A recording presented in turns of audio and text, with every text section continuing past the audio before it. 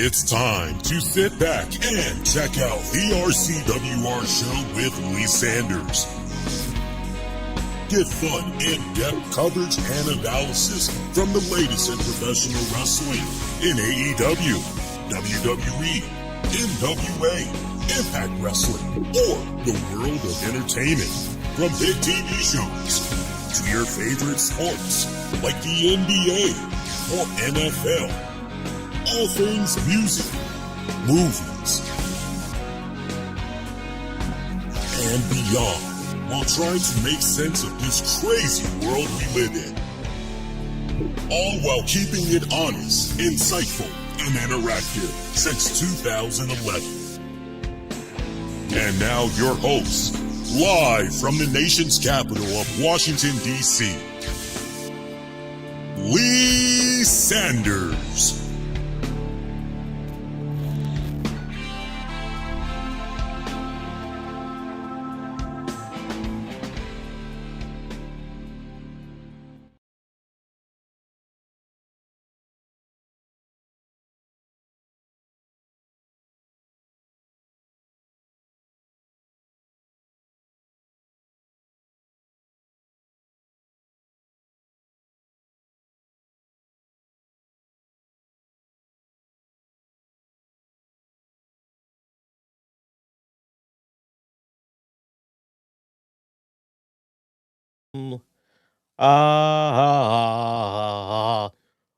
I think that worked. Give me a second, guys. I want to just do a quick audio check here. Make sure everything's on point. I think that worked. Give me a second, guys. Yes, perfect. What is up, guys? That is so weird. I went live and then my mixer, all of a sudden, it kicked out the audio from my headphones and it kicked it out of my MacBook speakers. I don't know what the heck that was about. So I rebooted the mixer. That didn't do the trick. So then I tried fiddling around in the switchboard just now, and that seemed to do the trick. Okay, so we're good. I'll have to do a little bit of editing there. Post-production. What's up, my pretty baby Sanders, with you guys for the Saturday Night Live of January 24th, 2026. We are minutes removed from a all-new Saturday night's main event. It came to us from the Montreal, Canada. Nice way to get ready for next weekend's Royal Rumble event. Remember, that's going to be kicking off at 2 p.m. Eastern if you're here in the U.S./Canada.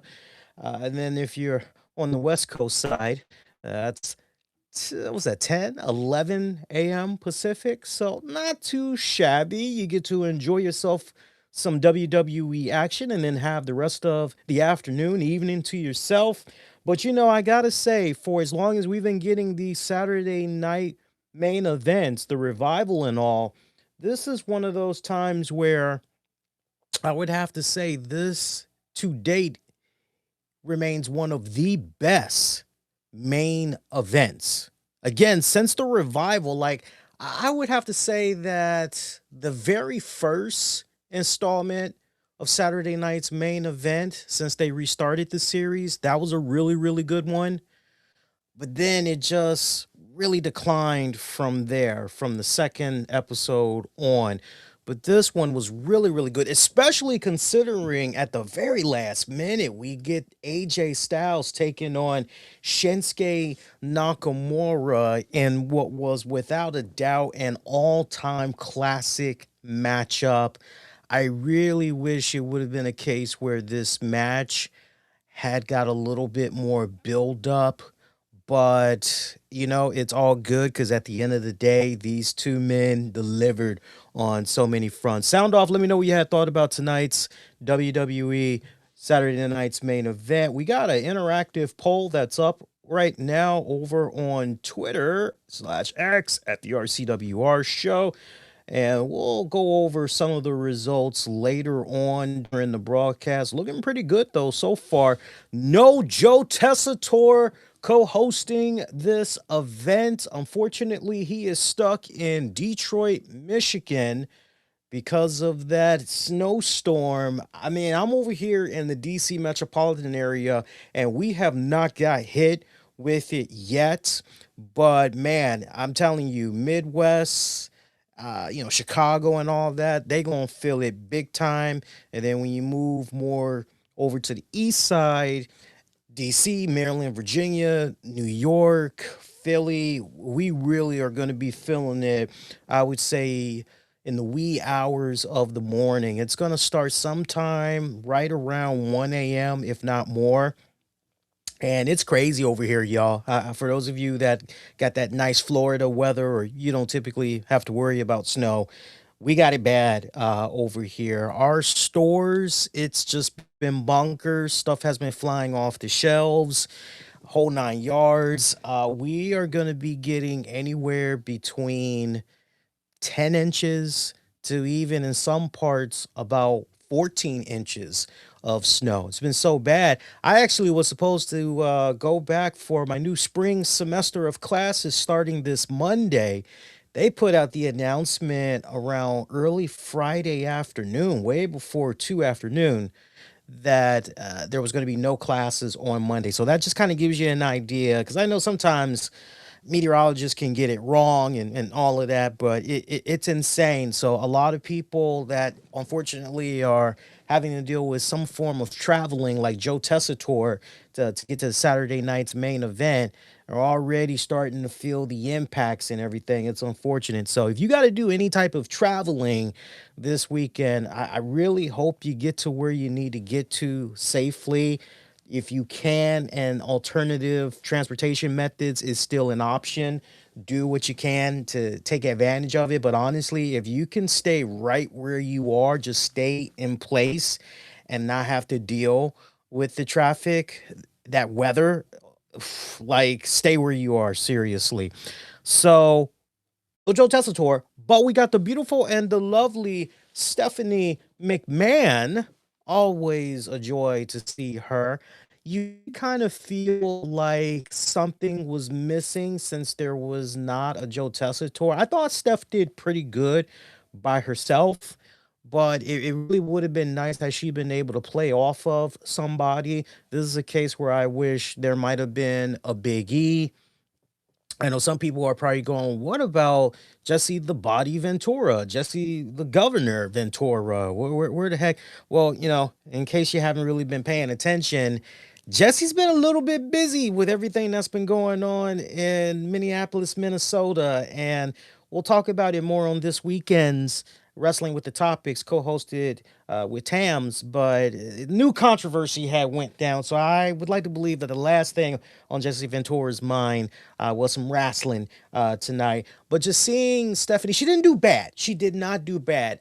Let me put it to you this way. All the months of experience that Stephanie has had doing her respective podcasts with her best friend and her co-host, I think it really, really prepared her for a rare moment like this, where she pretty much had to be the host, welcoming us in for Saturday night's main event, and then coming back a little bit later on. As far as I know, she only made two appearances, one at the beginning and then one right before the main event match and everything, which was our number one contenders fatal four-way. Winner of that goes on to face Drew McIntyre for the WWE Championship at next weekend's Royal Rumble. But overall, Stephanie did good. Sound off. Let me know how you thought Stephanie did and everything. As far as the total in-ring time for the action, in-ring action, not too shabby when it's all said and done, minus the opening bout, which never happened. We never got a bell that officially rang to start the match. I'm talking about between Cody Rhodes and Jacob Fatu. More on that in just a hot little bit.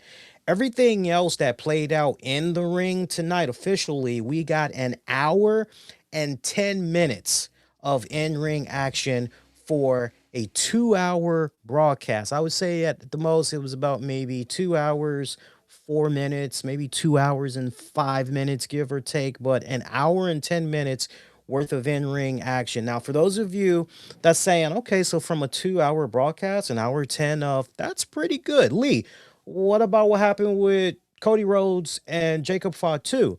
That was an all-out brawl throughout the arena, which went on for about, I would say, almost 20 minutes, give or take. So if you want to take that and add that to the hour and 10, we're basically talking 90 minutes of physical action.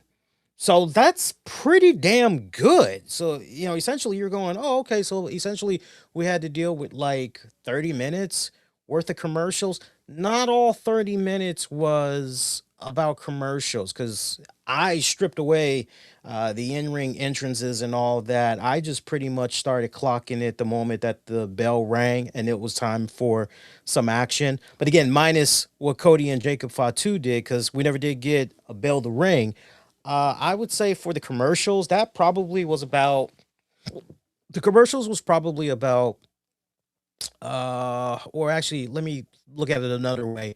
Adding up the ring entrance times, that probably was roughly maybe 10, possibly 11 minutes. And then the rest of it pretty much went towards commercials. But the way that they did these commercials, they made sure they didn't take any commercial breaks between the matches, not in between the matches, but most importantly during the matches, right? Because that can be a serious buzzkill. If anything, they did it after matches concluded, which was a really smart thing and all of that. But pretty good. Did you guys find it that watch Saturday night's main event? You find it to be a really good balance when it was all said and done? Me personally, I definitely did. Sound off. Let me know what you had thought.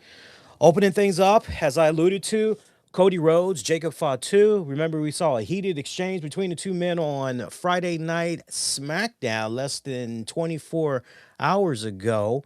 As Jacob Fatu telling Cody Rhodes, yo, man, it wasn't my intent to somehow screw you out of the World Heavyweight Championship. I was just trying to get my hands on Drew McIntyre.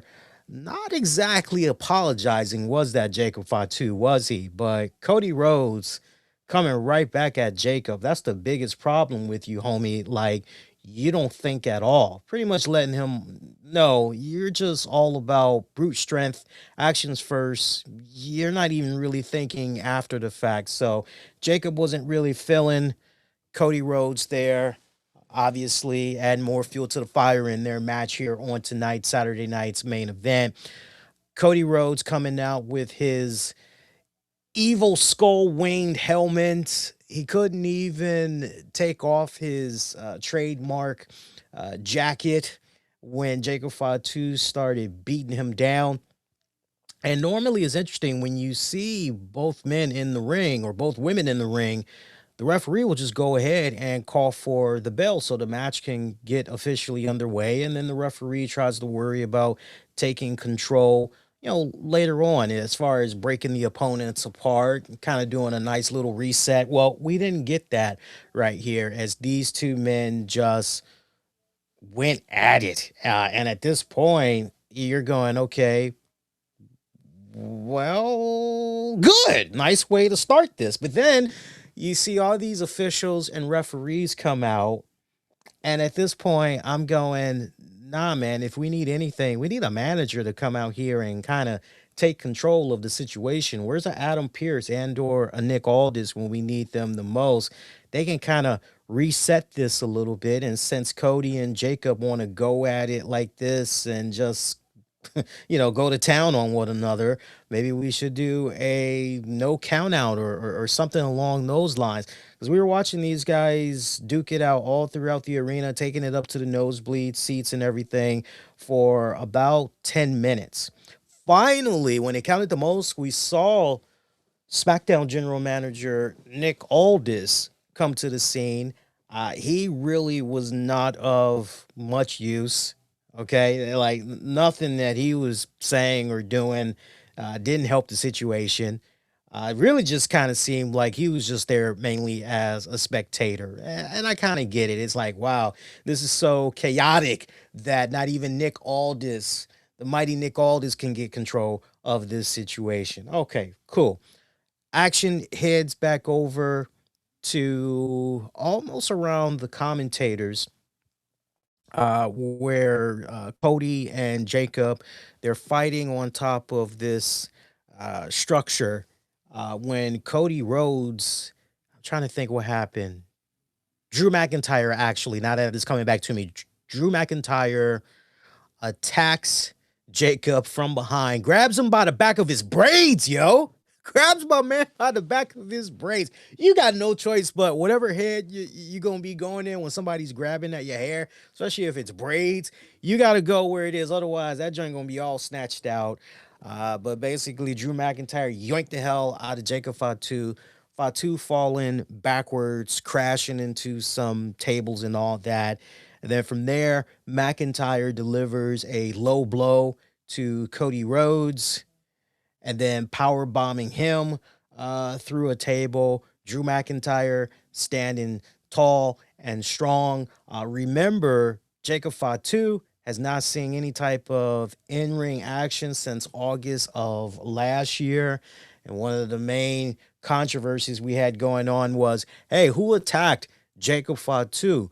Jacob swears that it was Drew McIntyre. Drew McIntyre begs to differ by saying, yo, it wasn't me. So Drew McIntyre continuing to say that. Cameras caught up to Drew McIntyre afterwards. Drew basically saying, yo, if you're going to run your mouth, I don't care if you're Cody Rhodes. I don't care if you're Jacob Fatu. This is what's going to happen to you. So that's what's happening right there from the World Heavyweight title picture standpoint. And it's funny, we're talking about the world title picture. I know we're kind of bouncing around a little bit, but I don't mind going with the flow of things, given what we're talking about, where we are and all that. So forgive me if we're not going in a specific order, right? I mean, you guys can always just read the dirt sheets if you just want quick results and do it that way. But since we're talking about that WWE World Heavyweight title picture, let's talk about that number one contenders match. Trick Williams versus Sami Zayn versus Randy Orton versus Damian Priest. That's what closed out Saturday night's main event. I got to tell you, I thought if anything, Shinsuke Nakamura and AJ Styles was going to close things out. My money was on that, but wasn't meant to be. Again, we're going to talk a lot about that match in just a little bit, but closing out tonight's main event was that fatal four-way. I thought everybody did fantastic in that number one contenders match as the Montreal, Canada hometown hero, Sami Zayn, won that. So he has won the right to face Drew McIntyre for the championship in Riyadh at next weekend's Royal Rumble. Look, everybody loves to relate to that underdog. There is no better story of look at what this individual has gone through. Someone that has faced so much adversity. They had to go through a lot. I mean, it's the oldest story in the book. And when you have the right opponent in the right place at the right time, everything is just clicking on all cylinders. Of course, Sami getting the hometown hero welcome here tonight, and then you can only imagine what's going to happen with the reactions that he's going to be getting out there in Saudi Arabia next weekend and everything. It's going to be popping just through the roof. I mean, look, what we saw from that Montreal crowd tonight, that was great. But, I mean, it's really going to be off the Richter scales next weekend and everything. So for Sami Zayn to be in this position once again, it's cool. I know there's going to be a vocal amount of fans, though, at the same time. That's going to be like, my God, can we get away from this Sami Zayn? Why does this Sami Zayn guy always got to be? Now, I hear those complaints, and I've acknowledged those complaints here on the show off and on in recent years, but make no mistake about it, and I've been very consistent in my talk when it comes to Sami Zayn, and that is Triple H, Paul Levesque, and crew are taking the scenic route with Sami Zayn, and I've jumped out there and said, make no mistake about it, Sami Zayn, whether some people like it or not, he's going to become a world heavyweight champion before he hangs up the boots there in WWE. I even jumped out there further and said, look, 2026 is going to be the year that Sami Zayn will be a world heavyweight champion. Now, Will it happen at next weekend's Royal Rumble event? I don't think so. I don't think so. And one of the main reasons why I don't think it's going to happen is because look at what I just laid out to you a couple of minutes ago from what happened with Drew McIntyre messing around there with Cody Rhodes and Jacob Fatu.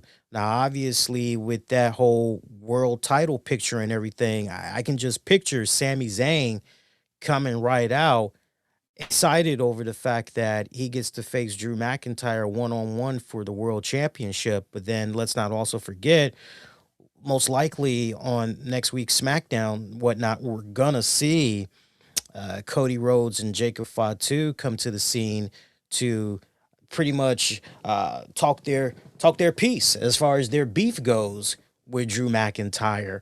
And then the question becomes, so what's going to happen with that match that Sami Zayn has against Drew McIntyre? Is we know Sammy's definitely going to be locked in place, but because of what happened on tonight's Saturday night's main event, is it going to become a fatal four-way match? That's the one thing you got to think about. Is Sammy versus Drew going to remain one-on-one, or is it going to turn into a fatal four-way? I hope that it just stays one-on-one, and if anything, Cody and Jacob, they get to run it back. Maybe they do something on SmackDown, in a couple of weeks, maybe in like 2 weeks' time, right? You got to kill 3 hours on that show anyway, so you might as well do something pretty epic, something of a grand spectacle with those two guys to close out SmackDown and all that. But yeah, or another situation that could occur in Riyadh next weekend, it's very well possible that Jacob Fatu and Cody could somehow get involved there when Sami Zayn is so close to getting the job done and becoming a world heavyweight champion, but because of their interference, he's denied, and yet somehow Drew McIntyre comes out retaining the championship. And then the fallout from that, all of those guys are bickering, mouthing off at one another. Maybe this somehow sets up a fatal four way. What do you think about all of that so far? Sound off. Let me know what you're thinking, how you're looking at that.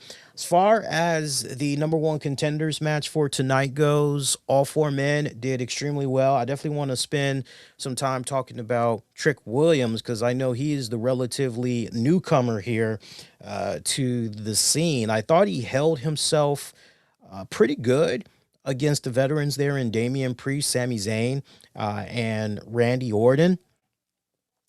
Very poised, really took his time.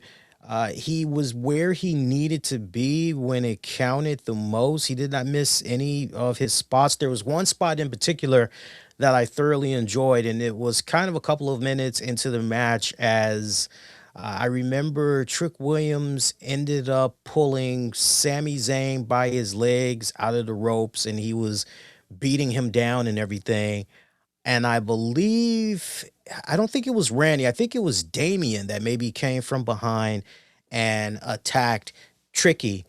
And I like when the commentators right on cue, they said, hey, Trick Williams, he's showing a little bit of savviness there. He's showing a little bit of veteranness there. But at the same time, he's showing that he's still a rookie. He left himself wide open, exposed there, getting attacked from behind. Kind of like those little nuances that they were putting in there and all that. They also did Trick Williams in a way where he was also a opportunist, where I know there was one time where Damian Priest had did the South of Heaven.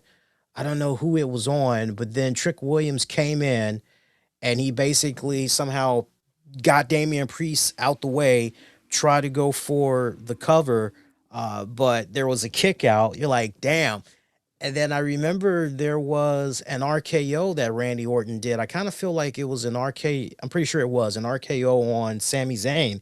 And Trick Williams pushed Randy Orton out the way, pretty much pushed him in between the ropes, Randy falling on his ass, going in for the cover on Sami, thinking he pretty much was going to be able to win that way. There was a kick out.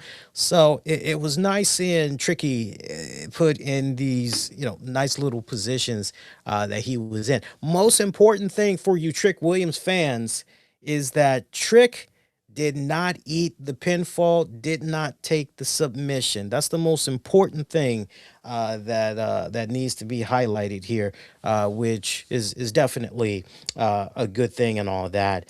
I loved seeing Randy Orton and Damian Priest going at it for the brief little bit that they went at it. I can't get enough of those two guys. I would love to see, give me a program for a couple of months with those two guys. And honestly, I'm good to go. I would just be in freaking heaven. I tell you what. Getting to the final minutes of this one. By the way, came to us tonight, Saturday night's main event from the Bell Center, Montreal, Quebec, Canada, about 15,000 strong in attendance. Production-wise, everything looked very smooth, very crisp, everything that you have come to know and appreciate from a WWE production. Really, really good. Really, really good stuff that they did here. Final moments of this matchup. Priest gives Orton the South of Heaven. Again, mentioned how Trick Williams had capitalized on that near fall.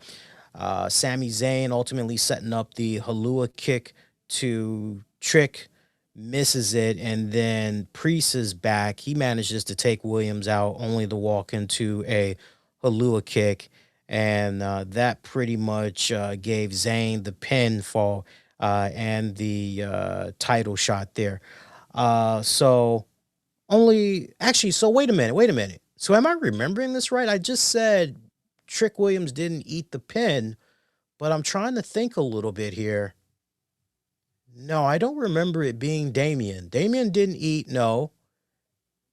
And then did Randy did not. Yeah, Randy didn't eat the pin either, because I remember right when there was the 3 count. I'm remembering all this off the top of my head, by the way, so you got to forgive me. But now that I'm really taking the time and really thinking about it, Randy actually tried to get back in the ring and break up the pinfall, but sadly he wasn't able to get back into the ring in time. Sami actually pinned Trick. Yeah. Hang on a second. My camera is doing some close-up stuff. Let me just kind of disengage that. I hate when that happens. There you go. Sorry about that, guys. Yeah, Trick ate the pin, but I don't want people that's going, man, they don't know what they're doing with Trick Williams. It's like, look, it's still early, first of all. And that is damn good bragging rights. If you have been watching the career of Trick Williams from down in NXT, you like the placement of him on the main roster, just out the gate. You love the fact that he's getting this nice rub off from all these definitely future WWE Hall of Famers and all that. He's in the best place that's humanly possible as far as trying to build stars up of tomorrow and everything. He's exactly where you want him to be. Nothing but good, like damn good performance. Trick held up his end. He did phenomenal in this as far as I was concerned. It's interesting because when I think about the finish to this match and everything, I mean, look, I don't mind it being Sami Zayn and Drew McIntyre, because I want to see what's going to go down there in Saudi Arabia, because the last burning image in our minds that the commentators were leaving us with was, yo, not for nothing, but Sami Zayn has never beaten Drew McIntyre. Is that going to be the case at the Royal Rumble next weekend in Saudi Arabia? And then post-match, as Sami Zayn was celebrating, Drew came on out there, tried to jump Zayn, but it essentially backfired. As Zayn was ready for a fight, Drew kind of licking his wounds, realizing, he's a little too fresh for my liking. Never mind. So look at all those interesting dynamics that we got going on there with Drew, right? Taking that needle and threading it to Sami Zayn. Then you're taking it and threading it back to Jacob Fatu. Then you're taking it, threading it back to Cody Rhodes. So a lot of interesting dynamics that you got going on there, all things considered. But a good main event here. Another big takeaway. Trick Williams held his own in what has been truly his first big match, first big opportunity since he has come to the main roster and everything. If you're a Trick Williams fan, you definitely like what's happening with him going forward and everything. That main event match, by the way, that clocked in at about 16 minutes as far as ring time action goes. 16 minutes. Let's talk about, because I want to save AJ Styles and Nakamura for last.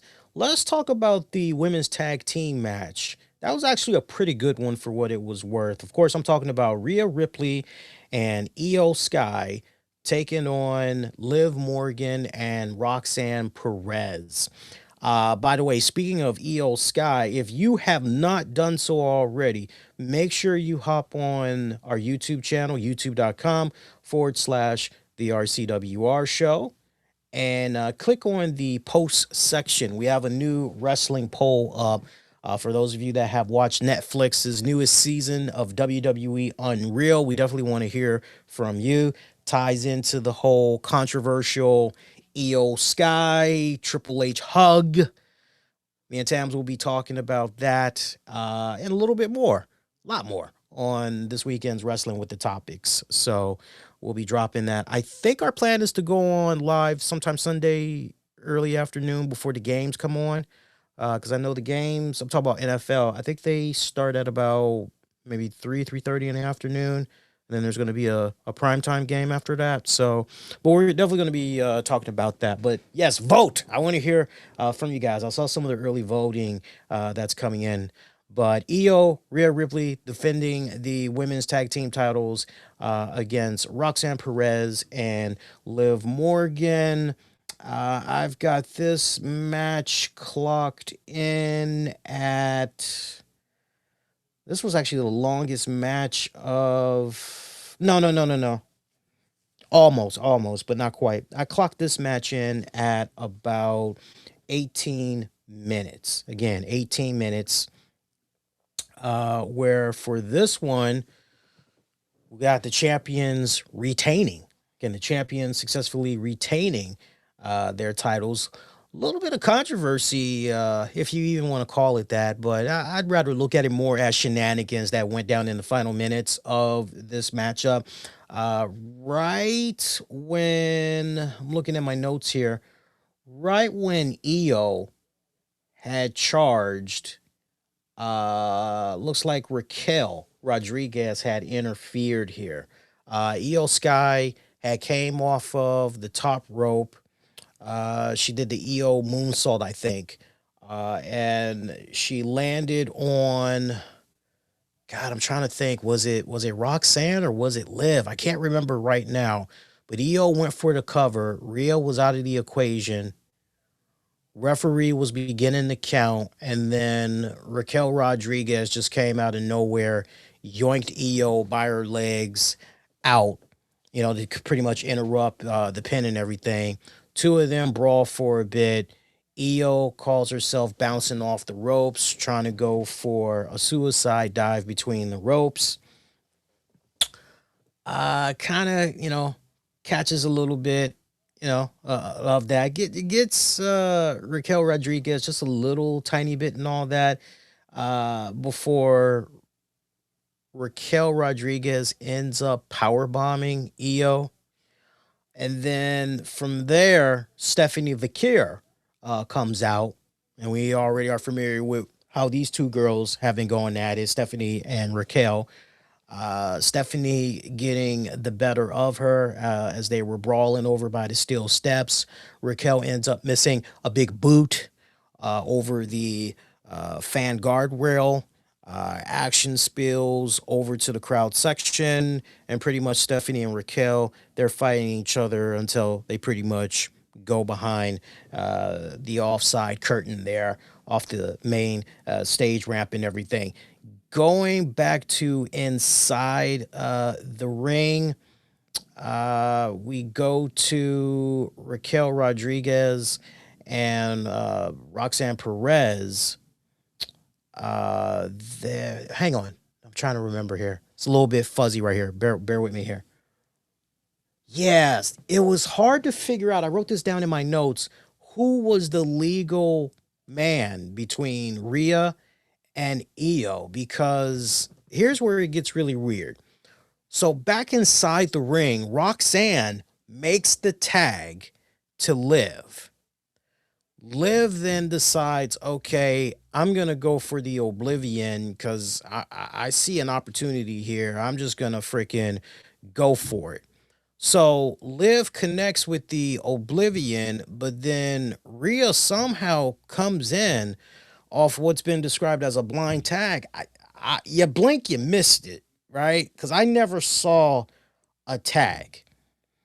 And I don't even exactly remember the commentators going blind tag.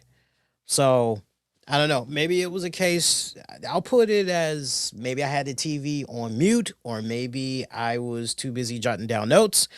But Rhea Ripley comes in, hits the riptide on Liv Morgan to retain the women's tag titles there with Io. This was a really good tag match for what it was worth. Definitely one of the best women's matches I've seen the entire week, and I have checked out my fair share of wrestling, not just from WWE but AEW. Checked out a little JCW as well. Checked out some TNA as well. So I've definitely made my rounds all this week, looking at a lot of wrestling. And this was definitely one of my favorite women's matches out of the entire week and everything. The ref spot there where it counted the most, I thought that was pretty savvy on WWE's part. But there was a botch kick out that was in there as well. I didn't really like the look of that whatsoever. But all the girls here did very good, holding up their own. Raquel Rodriguez, particularly, continuing to look like a damn boss, channeling her big, sexy Kevin Nash, loving it. From there, one more match to talk about. And again, that women's tag match, I got that clocked in at about 18 minutes worth. Our final match to talk about, I really wish this would have been one to close out the show, but sadly it didn't. But that's okay. That's okay.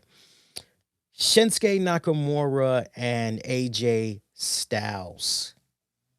Where do I even begin in talking about this matchup?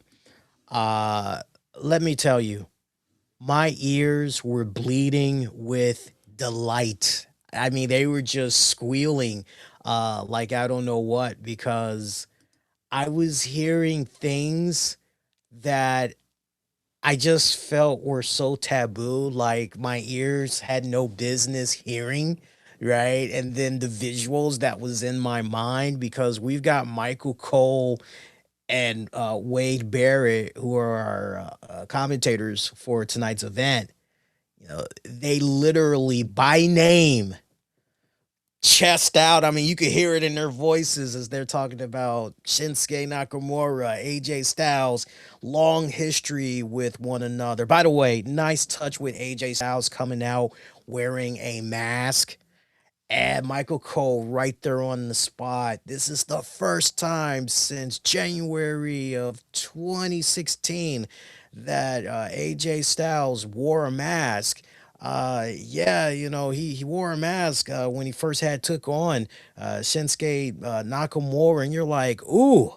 Like, wait a minute, we're already mentioning New Japan Pro Wrestling, and then you're going, that's probably only going to be the one and only time that they mention New Japan Pro Wrestling. But then they talked about how these men had faced each other in New Japan Pro Wrestling and multiple tag matches leading up to their Wrestle Kingdom one-on-one matchup. Even mentioning the fact that all during that time, Shinsuke Nakamura was with the Chaos Stable while AJ was with the Bullet Club. And you're just like, oh, take it back. Do, do, do, do. Take it back. Do. I said, I don't know. You know the song I'm trying to sing. I'm gonna stop while I'm ahead though. But no, I loved it. I loved it. It was just so buzzworthy, man. And I mean, yeah, these guys have been involved in multiple tag teams. Definitely in New Japan leading up to when they had that Wrestle Kingdom 10 match and everything. But if you're just paying strictly attention to AJ Styles versus Shinsuke Nakamura, definitely Wrestle Kingdom 10 back in 2016. They followed that up with WrestleMania 34. To date, definitely one of their most famous WWE single clash matches. Remember, Styles defeated Shinsuke Nakamura. Um, actually, no. Yes, I'm remembering it right. AJ Styles successfully defended the WWE Championship against Shinsuke Nakamura. And then remember, Nakamura had turned heel shortly thereafter. And then 2018, we had the greatest Royal Rumble event. That was a rematch that was fought to a double count out. So neither man lost. And then I think the very next month in 2018, wasn't it like WWE Backlash? There was a no disqualification match that ended in a no contest. Neither man, cleared to. So then it got taken to June's Money in the Bank event. It was a last man standing match for the WWE Championship. AJ won, and their feud pretty much wrapped up after that. So if you're keeping track at home, you're going, damn, these guys have not faced each other one-on-one since 2018, and it's essentially been almost 10 years. Yeah, that is a travesty. And it's funny because my wife was telling me as we were watching this event, because she actually she was reading a book during this, and when she saw that Shinsuke and AJ were fighting, she was like, "Oh, this is gonna be good." I said, "Yeah," and she put her book away, and she's like, "I think it's been 10 years since AJ and Nakamura did something," and I'm like, "I think you're right," and she's like, "Yeah, I think 2018 sounds about right." I'm like. And I'm thinking about it, and then I actually, I'm looking it up, and she called it just right. She's got a better memory when it comes to certain things than I do. But yeah, I could not believe that it's been that long. But she said something else that was really, really, and I couldn't help but just nod my head that I wanted to share with you guys because I'm sure when I reveal what this next part of what she said, you guys will definitely agree as well. But she said, I hope that before Shinsuke hangs it up, at least under Triple H, Paul Levesque's watch, I really hope Shinsuke Nakamura gets a shot and becomes a world heavyweight champion. Because, he's had so many great opportunities, but for some weird reason, they never quite sealed the deal with him. And she was like, with what I've been seeing with Io, Asuka, I personally feel like, why not Shinsuke? I just couldn't help but kind of recline back in my seat and go, you got some really damn good points there. Really do. As far as this match, definitely I love this match. I love this match. This match for me is right up there. I won't say it surpasses what they did at WrestleMania 34. I won't say that. Because again, that's like their most famous WWE singles bout. I won't say it surpasses it, but if you want a close number two, I think this match that they did tonight is right up under there. Look, we are 24 days into the new calendar year of 2026, and as far as how I like that match, very seldom. And I fight tooth and nail to not give out match of the year candidate labels. I do my best to try to limit that as much as possible. And when it counts the most, I should be able to count just off one hand, almost two hands. Okay, this is where we are now. But this match was definitely a match of the year candidate. I will definitely say that. So I was quite proud of what these two men put before us here tonight. Really, I'm just nodding in approval at hearing all the buzz. Chaos, Bullet Club. I loved hearing all of that good stuff, man. These guys wrestled for about 21 minutes. So they really were able to go out there and put in their time for storytelling. This match got a lot of great time to breathe. I love the whole filling out process that started off with this match before the two basically engaged. And grapple holds. I mean, technical sound. This was a nice, good old school type of feel. I really, really enjoyed this for the wrestling purists that are out there. This was definitely one of those. Put the remote controls down. Put the cell phone down. You're watching a classic one right here. The only thing that was kind of running in the back of my head was, please, oh please, don't let there be interference from Gunther.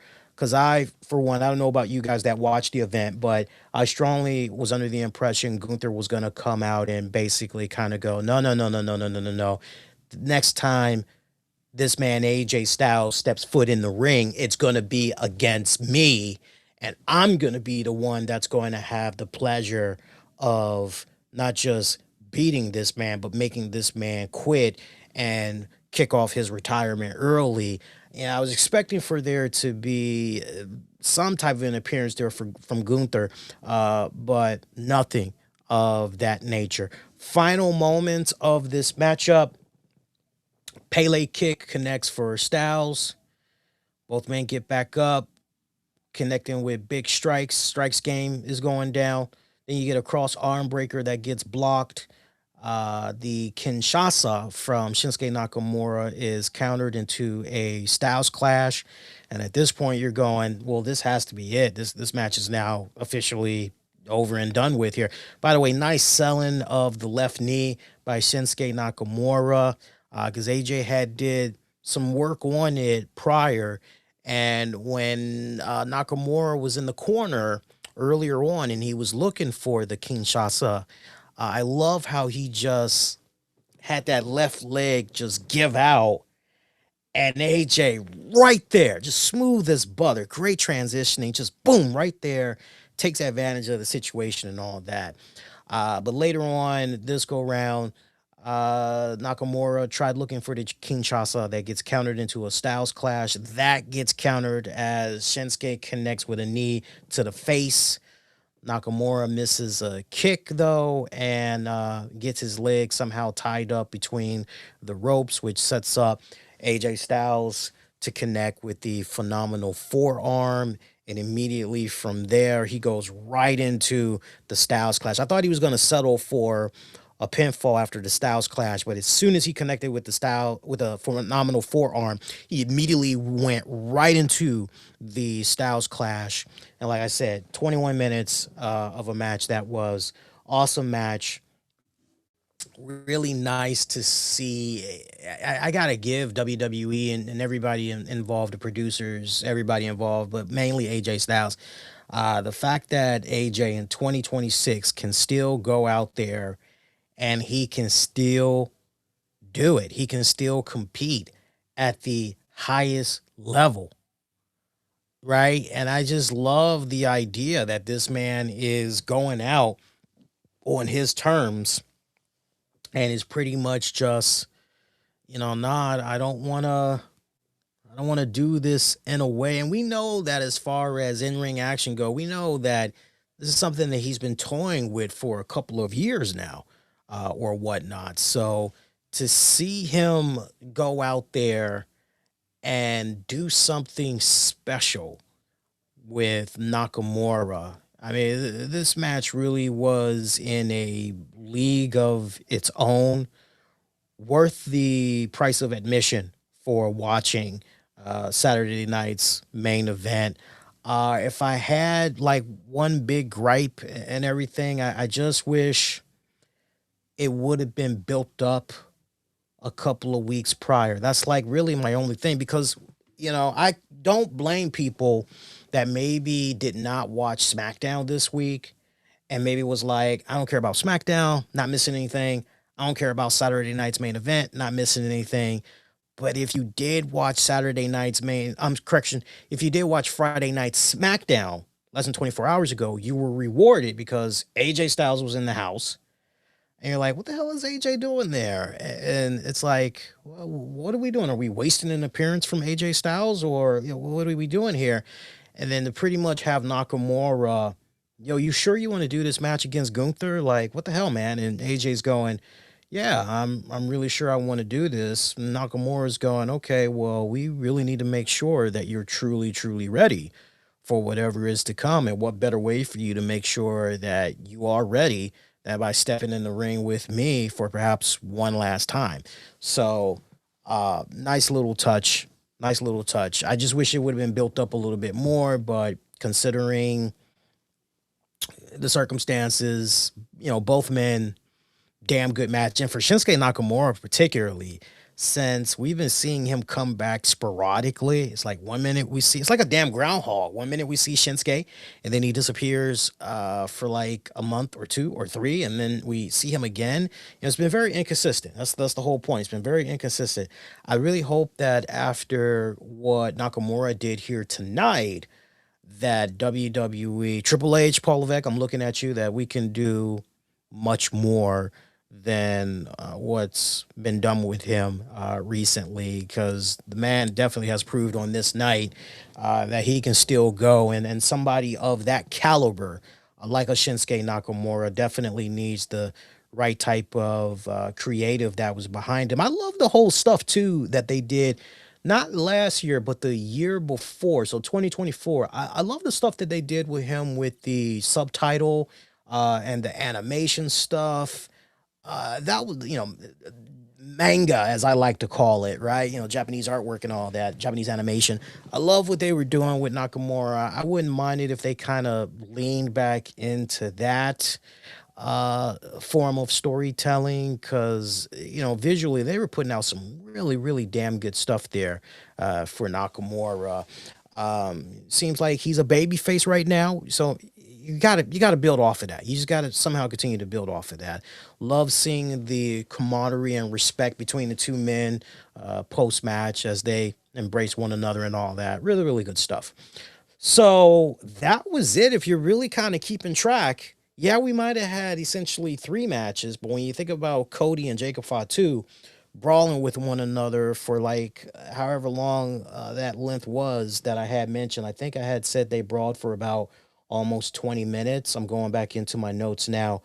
A little bit over 15 minutes that they were brawling. Again, to have yourself, what did I say? I think I said when it was all said and done, looking at my notes here, you basically had an hour and 25 minutes of action, minus the entrances, minus the commercials, an hour and 25 minutes. That's pretty damn good. You see that, TNA Wrestling? That's how you kind of do it right there, and everything here. But man, here's like, if I were to push back on this Saturday night's main event and everything, nice, great feel moment at the very end, having Sami Zayn winning in his hometown. I mean, that's great. That's great and everything. In his homeland, that's great. I love that. You're 1 week away from the Royal Rumble, though. So again, it goes back to that dilemma that I talked about earlier, which is I don't blame people that went and said, well, I'm not going to watch SmackDown this week because it kind of dud. I'm not going to watch Saturday night's main event because it's kind of like a dud. I'd rather just jump right into the Rumble.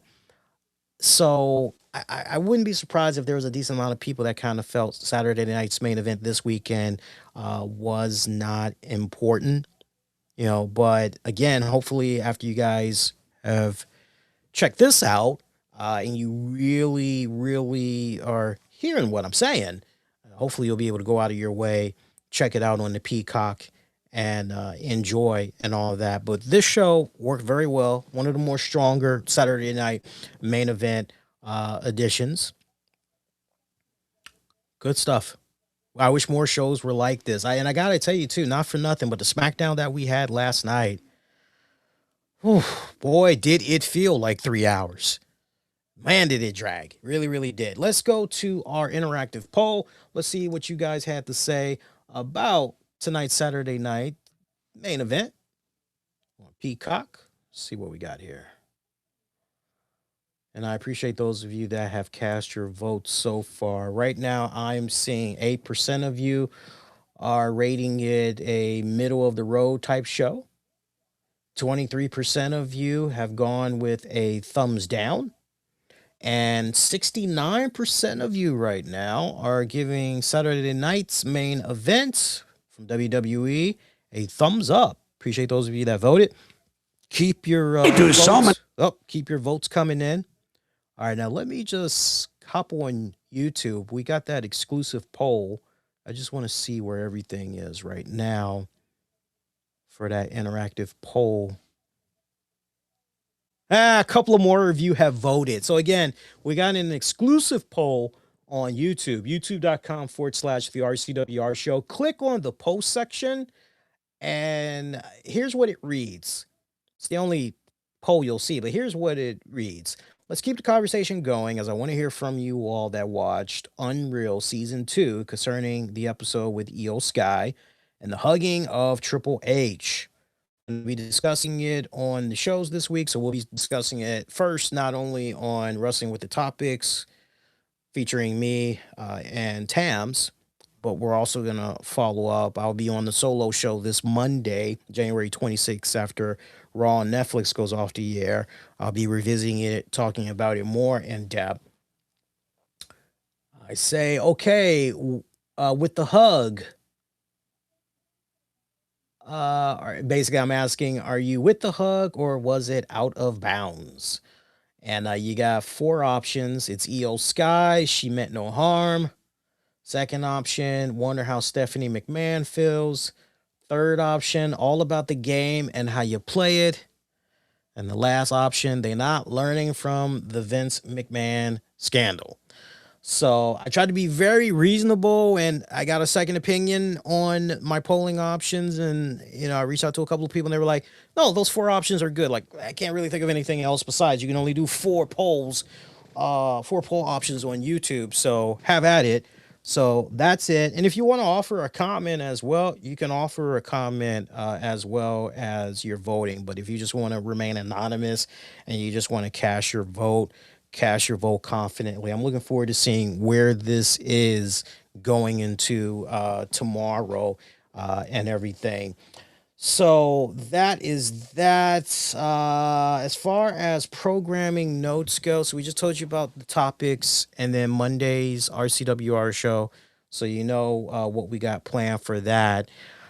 But, hey, shout out my sponsors before we get ready to wrap it up, because without them, cool content like what you're checking out right now would not be made possible. I actually heard from a potential client. I don't know if I'm going to be working with them or not, because I'm trying to get more information about their app. Let me tell you a little bit about it right now, and you guys can kind of let me know if it's something you might be interested in. But basically, it's this IPTV company. And basically the way they pitched it to me, they said, look, for just one small fee a month, it's very cheap. It's like Spotify cheap, if not a little lower than that, right? So we could be talking anywhere from $9.99 to $15 a month. With these guys, you get access to not just local channels, but you get access to Prime Video, Netflix, Peacock, Hulu, Apple TV. I'm like, wait, they get access to all of this? And they're like, yeah. And like, okay. And apparently they offer free trials that I believe does not require a credit card sign up. So you can really test it out. So, if that's something that kind of sounds like you guys would be interested in, let me know, because that'll definitely help me, hey, kind of talk to some of my listeners, and you can either reach out, leaving a comment throughout social media, or you can shoot an email. the RCWR show at gmail.com. Make sure you put the THE in there. The RCWR show at gmail.com. So we'll see what happens with that. I don't know if I'm going to officially be working with them or not. What's kind of having me a little bit on the fence, I want to do more research about these guys, see how long they've been around, all that good stuff. I really want to be able to navigate their website. The only thing they've given me so far is just an MP4 of what their company is about. I don't actually have a URL, because I like knowing and doing my homework on the people I plan on doing business with. But speaking of sponsors, shout out to the good folks over at BiteSite.ai. Learn more by visiting BiteSite.ai/get. They are a AI-powered nutrition tracking app that helps you understand what you're eating within seconds. Just snap a photo of your meal and BiteSite instantly analyzes calories, macros, and nutrients using advanced image recognition and food intelligence. It's designed strictly for everyday users, fitness enthusiasts, and anyone looking to make smarter food choices. Again, learn more by visiting BiteSite.ai/get. The RCWR show with Lee Sanders is also brought to you in part by my good friend Katrina over at Katrina's Spiritual Counseling.com. We're in some troubled times right now, whether you need relationship advice, financial advice, life advice. Katrina Spiritual Counseling is there for you. She has over 20 years of experience, and her sessions are straightforward, no sugarcoating, gives it to you on the real. Gotta appreciate that. Learn more by visiting Katrina's spiritualcounseling.com, or you can give her a call at 877-275-7562. Once again, that number 877-275-7562, or visit Katrina's spiritualcounseling.com. Shout out to friends of the show. And on that note, for those of you that are going to be impacted in the next couple of hours by this snowstorm that we're about to get hit with, I cannot stress it again. Please, if you do not have to travel, especially for work, stay in place. Just stay where you are. Like I said, over here in the DMV area, that's DC, Maryland, Virginia, we call it all the DMV. We're going to get hit with anywhere between 10 to 14 to 15 inches plus of snow, and that's according to the European models. That's what most local news affiliate stations go with, because the American model, it just sucks really bad. We always go with the European model for our weather. So that's how it's looking. And yeah, like it's so bad. I went to my car earlier this afternoon just to check on it, and I see that not only did I get a little notice, but all the cars that's across the street where I'm at also got little notices saying, hey, we are under a snow emergency. As a result, make sure your cars aren't parked in the snow emergency lanes. Otherwise, you could get ticketed and towed. And it's like, yeah, definitely don't want that. So I had to move the car and everything. But yeah, if you don't have to travel, you don't have to go to work, stay in place where you are right now. And hopefully you got your food, you got everything that you need. If you don't, you still need a little bit of food items or whatever, and the snow hasn't hit, go hit up the 7-Eleven or somebody while you can still do it. Check on the elderly. Make sure that, if you have a neighbor that's up there in age, make sure that they're okay. They have heat. They have everything that they need. You'd be surprised how many senior citizens die in their own home from hypothermia each year, because they basically have to choose between, okay, well, I got to keep my medicine, and I got to somehow eat, but I don't really have enough money to pay the heat bill, or pay this bill or pay that bill. And so, a lot are either operating with a small little space heater, or they're relying on the gas stove to hook them up and everything, which, as you guys know, that can be very, very dangerous. So check on your elderly neighbors. Make sure you're staying on top of your pets. And, you know, get out there when it comes to the shoveling, particularly take your time, because what's about to go down is it's going to be long. It's going to be long. It's going to be a little marathon when this snow is dropping. So, you know, conserve that energy, be smart about it and everything, right? If you're going to be shoveling, you know, make sure you're only out there for about 10 minutes at most. 15 is really, really asking. That's really pushing it. But try to do 10, 15 minutes. Give yourself about 45 minutes to an hour of rest.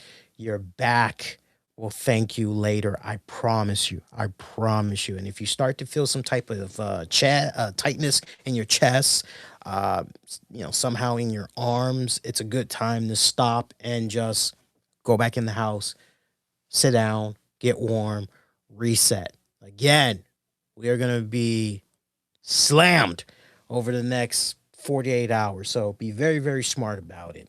Until next go round, my pretty babies, wishing all of y'all to be safe. Most importantly, be kind to one another. I will see you guys next go round.